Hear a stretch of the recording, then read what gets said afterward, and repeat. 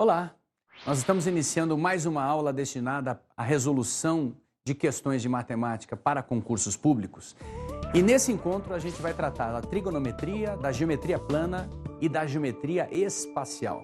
Então é uma aula especial que vai tratar das formas geométricas e trigonométricas que nós temos na matemática. Vamos começar já? Questão número 1, ESAF.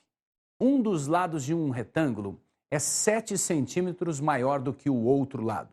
Se a diagonal desse retângulo mede 13 centímetros, então o volume de um prisma regular de 5 centímetros de altura e que tem como base esse retângulo é igual a, alternativa A, 50 centímetros cúbicos, B, 65 centímetros cúbicos, C, 150 centímetros cúbicos, D, 200 centímetros cúbicos ou E, 300 centímetros cúbicos.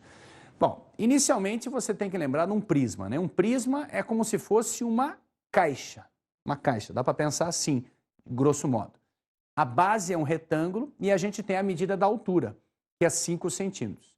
Para você calcular o volume de um prisma, você precisa calcular a área da base e multiplicar pela altura.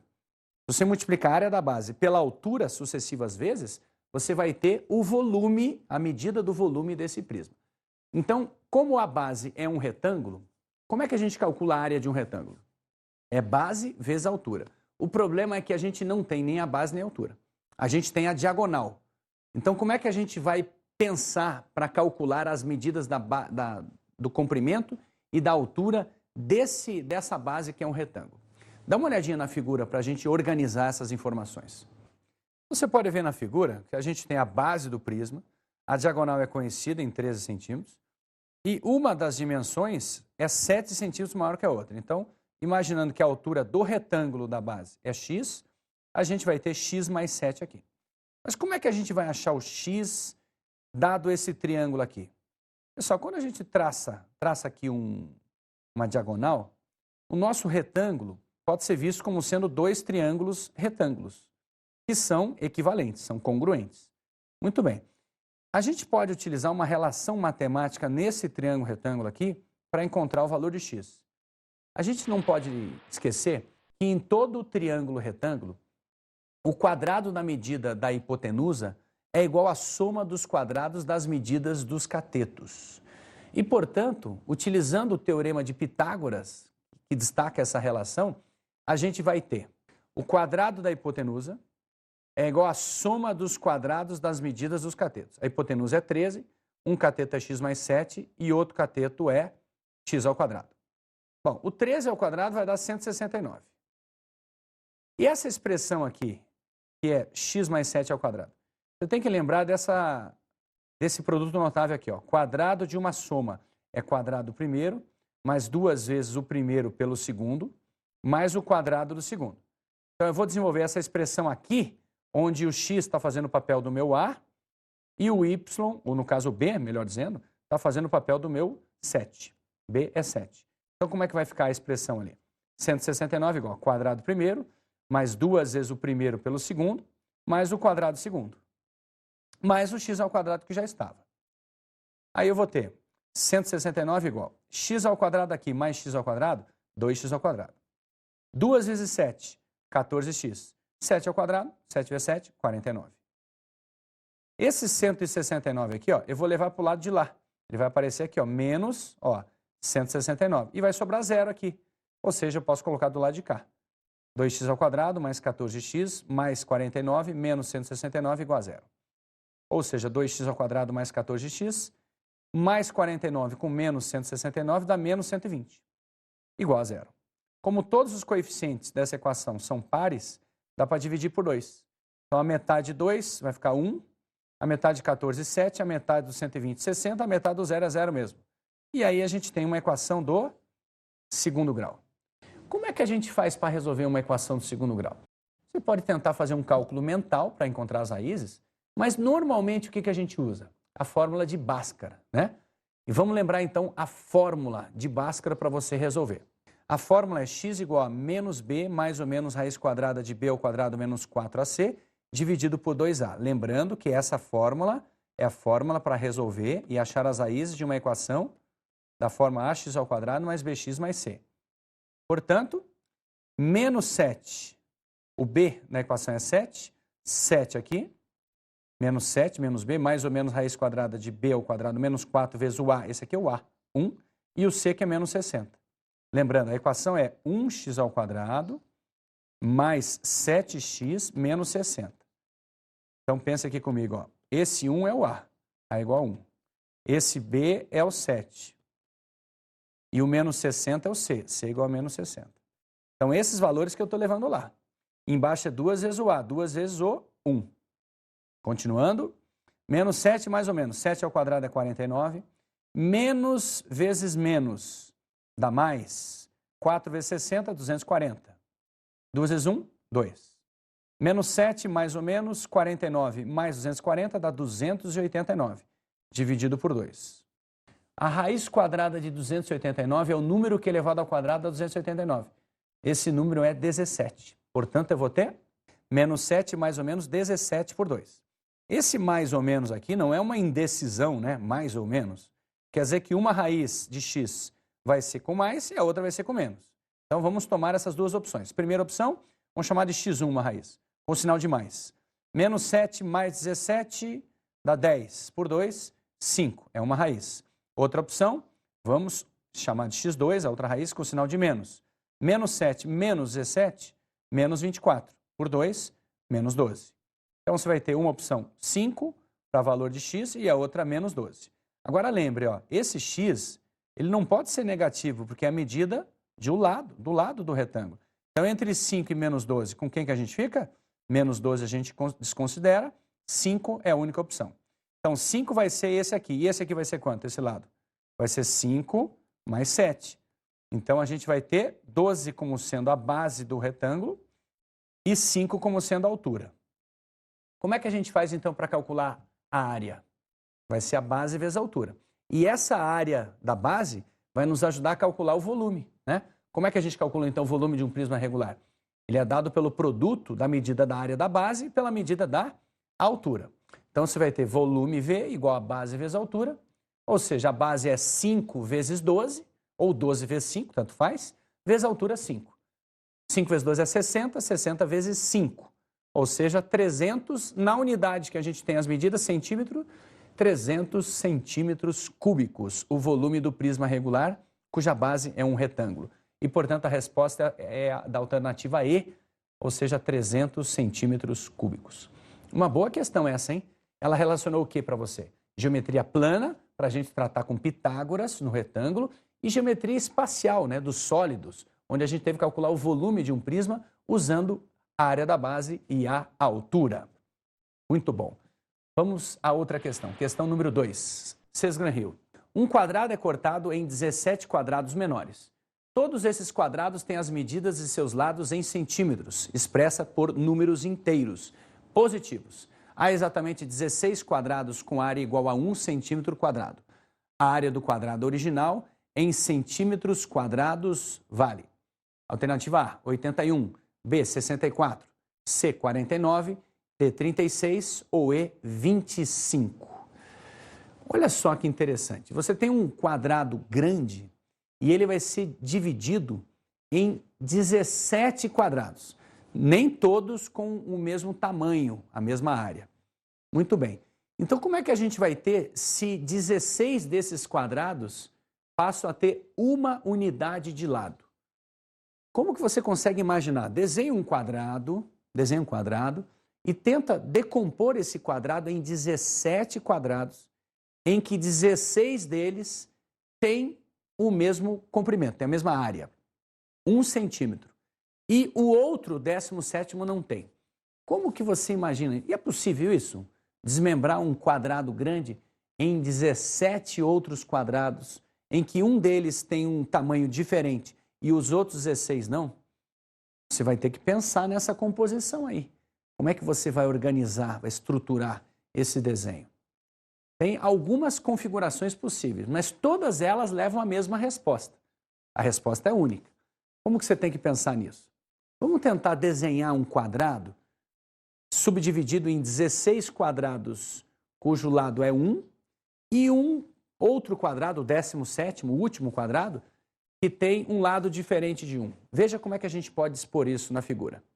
Dá uma olhadinha como é que a gente fez um desenho aqui. Você tem 1, 2, 3, 4, 5, 6, 7, 8, 9, 10, 11, 12, 13, 14, 15 e 16. Nesses 16, todos os 16 têm lado 1, né? Você poderia dispor dessa maneira, só que daí você tem que fechar um quadrado maior. Se você fizer essa disposição, você vai ter 1, 2, 3, 4, 5. Então você vai ter um quadrado grandão que foi subdividido em quadradinhos menores, né? Então você vai ter 5 centímetros aqui, 5 aqui. Só que do lado de cá, ó, você vai ter só 2, ó. Assim como aqui você vai ter 2. Então você teria que fechar um outro quadrado aqui que pudesse fechar um quadrado maior, de 5. Então, como você tem 2 aqui, você vai ter que ter necessariamente 3 aqui e 3 aqui. Então ficou assim, né? O nosso quadrado grande, ele ficou com 5 de lado, subdividido em 16 quadrados pequenos de 1 centímetro de lado e mais um outro quadrado único com 3 de lado, para fechar realmente a área do quadrado grande. Para calcular a área desse quadrado grande, você pode somar as áreas de todos eles, ou você pode pensar de uma forma direta assim, ó. Se é um quadrado que tem 5 centímetros de lado, a gente vai concluir o quê? Que sendo 5, né, a área correspondente dele vai ser 5 vezes 5, né, 5 ao quadrado. Ou seja, 25 centímetros quadrados. E a resposta, portanto, é da alternativa E, direto, 25 centímetros quadrados. O grande segredo dessa questão foi imaginar, né, visualizar a situação. A pessoa que não consegue fazer essa questão é porque ela não conseguiu enxergar como que a gente poderia, do quadrado grande, subdividi-lo em quadrados menores, onde 16 eram iguais e 1 era diferente. Por isso que a gente pensou dessa maneira. Interessante, né? Então não precisava nada assim primoroso, apenas enxergar, conseguir visualizar, e isso é cobrado muito em concurso público. Essa capacidade tua de percepção. E ela só é desenvolvida como? Treinando, né? Não é da noite para o dia, você vai treinando até que você chega a um estágio que você consegue enxergar sem muita dificuldade. Tá legal? Maravilha. Questão número 3. Fundação Carlos Chagas. Juntam-se 64 cubos de madeira idênticos, de aresta 1 centímetro, formando um cubo maior, de aresta 4 centímetros. Em seguida, cada uma das 6 faces do cubo maior é pintada. Após a secagem da tinta, separam-se novamente os 64 cubos menores e N deles são escolhidos, de maneira aleatória. O menor valor de N para que se possa afirmar com certeza que pelo menos um dos cubos sorteados não teve nenhuma de suas faces pintadas é alternativa A, 57, B, 56, C, 49, D, 48 ou E, 9. Vamos pensar primeiro assim. Dos 64 cubos de 1 centímetro de aresta que formam o cubo maior, de 4 centímetros, como é que a gente tem a disposição deles? Bom, se você vai ter 1 e 1 são 4 centímetros, você vai formar um cubo maior de 64. Aí você vai pintar a superfície dele, externa. Depois você separa de novo. Quantos, vamos pensar assim, quantos dos cubos, dos 64 cubinhos, vamos chamar assim, ficaram pintados com 3 faces? Porque mais que 3 faces pintadas não dá. Se você pensar bem, isso só é possível com os cubos que ficam nos vértices do cubo maior. Estes, eles fazem parte de 3 faces, 2 laterais e uma em cima ou embaixo, dependendo do caso. Então você vai ter, quantos vértices tem o cubo maior? Tem 4 em cima e 4 embaixo. Então você vai ter 8 cubos, 8 cubinhos que foram pintados com 3 faces. Além disso, quando você liga, né, numa aresta do cubo maior, que você tem os 2 cubos das pontas, no meio você ainda vai ter 2 cubos. Esses 2 cubos, como eles não são vértices do cubo maior, eles vão ser pintados com 2 faces com essa cor, só 2, nada mais que isso. Mas como você tem 12 arestas no cubo, 4 assim, 4 assim e 4 assim, você vai ter 12 vezes 2, ou seja, você vai ter 24 destes cubos formadores da parte intermediária das arestas do cubo maior, pintados com 2 faces. Além disso, em cada face, você tem no meio da face, não chega a aresta, no meio, tem 4 cubinhos ali no meio. esse cubinho ou esses cubinhos do meio ficaram só com uma face pintada. Mas como você tem 6 faces no cubo grande, em cima e embaixo, lateral, na frente e atrás, você vai ter em cada face 4. Então 6 vezes 4, 24 cubos menores na parte central das faces do cubo maior que tiveram apenas uma face pintada. Além disso, no meio do cubo você tem 8 cubinhos menores constituintes do interior do cubo maior e eles não tiveram face alguma pintada. Então, em resumo, a gente tem 8 cubinhos com 3 faces pintadas, tem 24 cubinhos com 2 faces pintadas, tem 24 cubinhos também com apenas uma face pintada e tem no interior do cubo maior 8 cubinhos com nenhuma face pintada. Tudo isso vai ficar mais fácil se você conseguir visualizar. Dá uma olhadinha nessa animação. Observe então nessa animação a figura do cubo maior constituído por 64 cubinhos menores. Desses cubinhos menores, os cubinhos que ficam nos vértices desse cubo maior são 8. Ó. Eles ficaram pintados com 3 faces. Além disso, entre esses cubos que são vértices do cubo maior, você sempre tem 2 cubinhos em cada aresta. Esses cubinhos ficaram pintados com 2 faces e são 24 cubinhos. Além disso, você tem na parte central de cada face do cubo maior 4 cubinhos. Se são 6 faces, você vai ter então 24 cubinhos com uma única face pintada. E no interior desse cubo, você tem 8 cubinhos com nenhuma face pintada. Percebeu? Foi o que a gente tinha falado, né? Uma visualização assim ficou melhor. Então, dessa forma, a gente vai ter o quê? A gente vai ter 8 mais 24 mais 24. Ou seja, 56 cubinhos que tiveram alguma face pintada. Então, desta forma, o que a gente pode dizer? Nessa escolha aleatória, se a gente escolher 56 cubinhos e ainda não tivermos pelo menos um com nenhuma face pintada, significa que a gente pegou os 56 cubinhos que têm todos uma face pintada. Ou seja, com 57 cubinhos, um a mais, certamente pelo menos um deles não terá qualquer face pintada. Você entendeu que agora a questão não foi geométrica, foi de raciocínio lógico?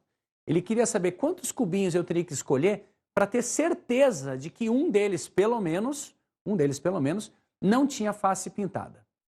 Seria um cubinho do interior daquele cubo grande. Como que eu pensei então? Eu não posso pensar de forma otimista assim, ó. No primeiro cubinho que eu escolhi, já consegui aquele que não tem uma face pintada. Não, pensar dessa maneira não garante as coisas. Você tem que ser pessimista. Tem que ficar fazendo o seguinte, tem que imaginar que você vai tirar todos os cubinhos exaustivamente até que você não tenha mais possibilidade de retirar um cubo que não tenha face pintada. Até que você se renda às evidências, né? Então, tirando 56, se ainda não apareceu com o 57º, 57, não tem como. Por isso que a resposta é 57. Era o número de cubos que tinha alguma face pintada, mais um, para haver a garantia de um cubo, pelo menos, que não tinha face pintada. A resposta, portanto, é da alternativa A. Questão muito inteligente, hein? Visual, geométrica e também de raciocínio lógico. Vamos seguir. Questão número 4, da ESAF. Um feixe de 4 retas paralelas determina sobre uma reta transversal A segmentos que medem 2 centímetros, 10 centímetros e 18 centímetros, respectivamente. Esse mesmo feixe de retas paralelas determina sobre uma reta transversal B outros 3 segmentos. Sabe-se que o segmento da transversal B, compreendido entre a primeira e a quarta paralela, mede 90 centímetros. Desse modo, as medidas em centímetros dos segmentos sobre a transversal B são iguais a, alternativa A, 6, 30 e 54, B, 6, 34 e 50, C, 10, 30 e 50, D, 14, 26 e 50 ou E, 14, 20 e 56. Para isso, a gente pode responder de diversas maneiras, mas aquela que a gente pode usar direto é o teorema das paralelas de Thales. Ele destaca que, se um feixe de retas paralelas é intersectado por transversais, os segmentos determinados nas transversais são proporcionais. Então, a gente pode estabelecer uma correspondência, ou seja, uma relação de proporcionalidade entre as medidas. Veja no desenho como isso pode ser obtido. Observe, então, eu chamei de R, S, T e U, as paralelas, e A e B são as transversais enunciadas no problema. Muito bem, então a reta A, né, transversal, determina nas paralelas segmentos 2, 10 e 18. A reta B determina sobre as paralelas segmentos de A, B e C unidades de comprimento. Muito bem. Bom, que relação que existe aqui, ó? Você pode perceber no desenho, eu vou fazer até uma ilustração que possa você perceber melhor. Se eu tirar uma paralela de A, ó, por esse ponto aqui, ó, uma paralela de A, imagine, isso aqui é uma paralela de A. Tá? Então, vamos chamar de A'. Você percebe que esse 2, ó, como esse ângulo aqui é igual a esse, aqui é 2. Ó. Esse ângulo aqui é igual a esse, aqui é 10. Aqui é 18 também, porque esse ângulo é igual a esse. Então, você perceba que tem triângulos semelhantes aqui, ó. Né? Esse triângulo pequeno aqui, que tem A e 2 como lados, esse maior que tem A e B, 2 e 10, até o ABC, que é esse triângulo maior aqui, ó, que tem 2, 10 e 18. Ou seja, a gente pode perceber uma semelhança de triângulos. Então, não vai ser necessário aqui, a gente pode fazer direto assim, ó, que o A está para 2, assim como o B está para o 10, assim como o C está para o 18. Então, esse é o teorema de Tales das paralelas. Só não podemos esquecer que a soma desses três valores aqui, ó, foi dado. Disseram que vale 90. Vale 90. Então, eu não só tenho a relação de A para 2, B para 10 e C para 18, como eu também sei que A mais B mais C vale 90. E com isso, a gente vai descobrir as medidas de A, B e C separadamente. Então, vamos montar uma correspondência. Bom, A está para 2, assim como B está para 10, assim como C está para 18. Ok. Agora, como eu sei os valores de A, B, C, a soma deles, que é 90, eu posso somar os três de cima, os três antecedentes na proporção, e somar os três de baixo. É uma propriedade. Eu mantenho a mesma proporção. Então, olha o que eu escrevi. Ó. A mais B mais C está para 2 mais 10 mais 18. Por isso, eu posso substituir A mais B mais C por 90. E aqui, 2 mais 10 mais 18 vai dar 30. Ou seja, 90 está para 30.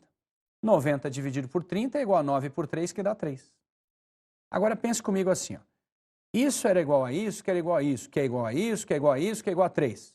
Ora, todas as razões são iguais. Então, se você fizer a primeira é igual à última, você encontra o A. Se você fizer a segunda igual à última, encontra o B. A terceira igual à última, encontra o C. E a questão acaba. Então, se A está para 2, assim como 3 está para 1, passa-se 2 multiplicando. O A é 2 vezes 3, ou seja, a medida do A é 6. O B está para 10, assim como 3 está para 1, passando 10 multiplicando, é 10 vezes 3, o B, portanto, 30. Da mesma forma, o C. C está para 18, assim como 3 está para 1. 18 vezes 3, 18 vezes 3 é 54. Portanto, eu obtive os valores de A, B e C. Logo, os segmentos sobre a transversal B medem 6 centímetros o A, 30 centímetros o B e esse C último 54 centímetros. Pode perceber que a soma deles dá o 90, exatamente o comprimento entre a primeira e a quarta paralelas. Portanto, a resposta da alternativa A.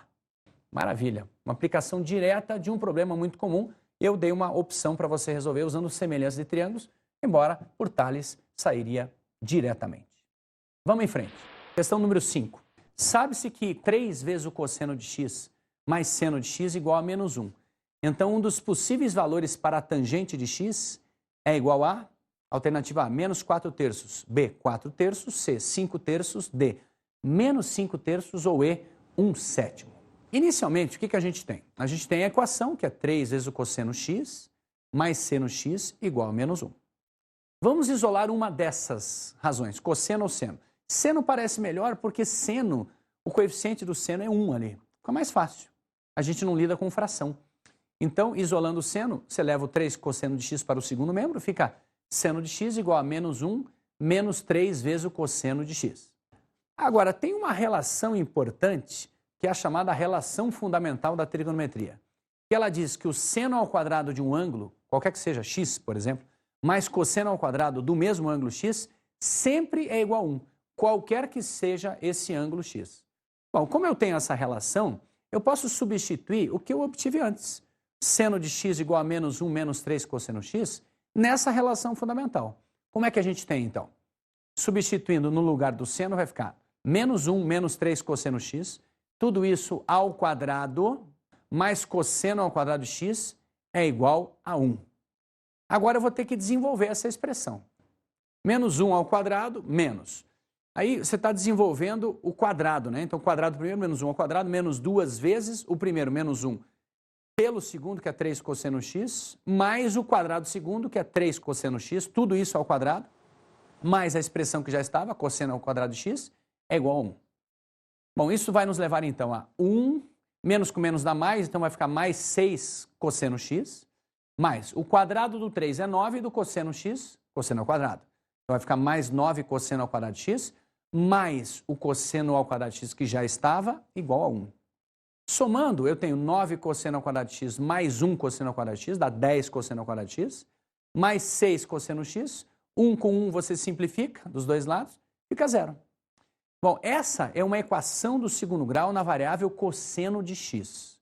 Para você resolvê-la, você até pode usar a fórmula de Bhaskara. Em vez de x, cosseno x.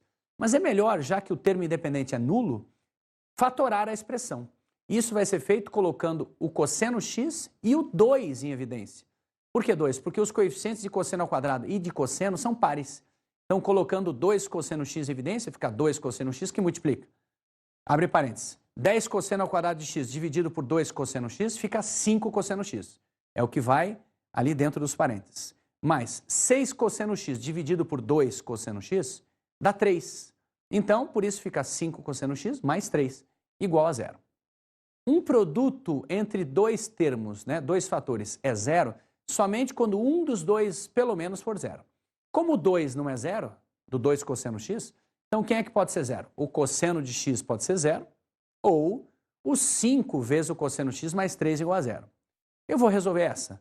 5 cosseno x igual, passo 3 para o lado de lá, menos 3, e portanto, cosseno de x igual a menos 3 quintos. Então, nós temos duas possibilidades, cosseno de x igual a 0 ou cosseno de x igual a menos 3 quintos.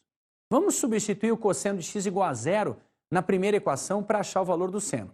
Então, você tinha 3 cosseno x mais seno x igual a menos 1. Você substitui o cosseno por 0, vai ficar 3 vezes 0 mais seno de x igual a menos 1. 3 vezes 0 é 0, vai ficar seno de x igual a menos 1. Nesse caso, a tangente de x não estaria definida, pois o denominador não pode ser igual a 0. Observe, tangente de x é igual a seno de x dividido pelo cosseno de x. É assim que você calcula a tangente. O seno é menos 1, o cosseno é 0. Então vai ficar menos 1 dividido por 0. Menos 1 dividido por 0 não está definido, não existe. Então, essa opção de cosseno de x ser igual a 0 não vale. Então vamos tentar com o cosseno de x igual a menos 3 quintos. Vamos substituir na primeira novamente. Você tinha 3 vezes cosseno de x mais seno de x igual a menos 1. Substituindo o cosseno de x por menos 3 quintos, eu vou ter 3 vezes menos 3 quintos no lugar do cosseno de x, mais seno de x igual a menos 1. Multiplicando 3 vezes menos 3, numerador com numerador, vai dar menos 9 quintos, mantenho 5, mais seno de x igual a menos 1. Isolando o seno, eu levo menos 9 quintos para o segundo membro. Seno de x igual a menos 1 mais 9 quintos. Aí eu vou tirar o mínimo é 5. E, portanto, eu tenho seno de x igual a 5 dividido por 1 dá 5 vezes menos 1, menos 5. 5 dividido por 5 dá 1 vezes 9, 9. Ou seja, menos 5 mais 9 é o numerador, dividido por 5. Então, o seno de x vai dar 4 quintos. Isso é possível. Nesse caso, a tangente de x seria dada por quanto? Tangente de x é sempre o seno de x dividido pelo cosseno de x. Isso vai nos levar, então, a 4 quintos, que é o seno, dividido por menos 3 quintos, que é o cosseno. Divisão de frações. Como é que se faz divisão de frações? Repete-se a primeira, multiplica-se pelo inverso da segunda. Então, vai dar 4 quintos vezes, você inverte sem trocar o sinal, menos 5 terços. Dá para simplificar o 5 com 5, vai ficar mais com menos, vai ficar menos, então, menos 4 terços. E a resposta, portanto, é da alternativa A. Tangente de x é menos 4 terços. Essa questão foi a resolução de uma equação trigonométrica. Para isso, você tem que dominar o principal, né? Como é que você relaciona seno com cosseno? E como é que se relaciona, no caso, a tangente que a gente queria com seno e cosseno? Essas são as principais diretrizes para você resolver uma equação trigonométrica. Maravilha! Espero que você tenha aproveitado um pouco de trigonometria, um pouco de geometria, visualização, cálculos, fórmulas, né? Várias opções aí para você. Uma ótima aula onde a gente pôde revisar uma série de raciocínios. Ficamos por aqui, um grande abraço e a gente se encontra.